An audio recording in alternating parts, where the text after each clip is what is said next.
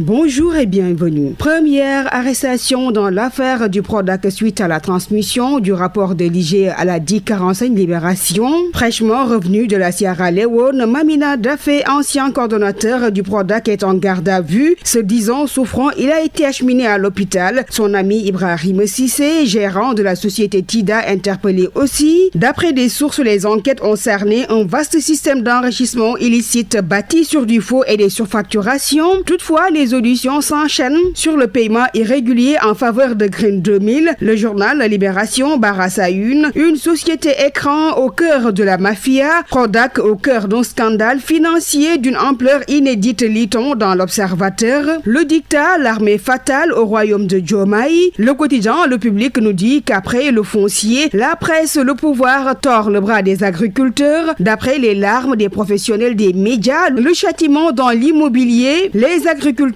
également agacés par le régime de la rupture. Mais comme Koubegade Werkou, le journal nous dit qu'il refuse catégoriquement le Mbougal et entend s'opposer farouchement au gouvernement. BTP, suspension des constructions. L'État du Sénégal, dans le quotidien prolonge la peine. La mesure en vigueur pour 45 jours encore. À Ouakam, Yoff, Diacksao, Bambilor, Pointe-Sarène, VDN. La DESCOS prolonge la suspension de toutes les opérations foncières, rapporte la Tribune. Poursuivons cette revue des quotidiens. Formalisation, transformation, commande publique. Le plan de Diomaye pour le secteur informel à la une de l'As quotidien. En Conseil des ministres hier, le chef de l'État a rappelé son attachement particulier à la modernisation de l'artisanat national. Législative anticipée du 17 novembre, méga meeting à la Médina. La coalition Samoussa Kadou vilipende le régime relais. Le quotidien L'Indépendant, l'exclusif pour sa part, souligne Bougane le triomphe à la Médina.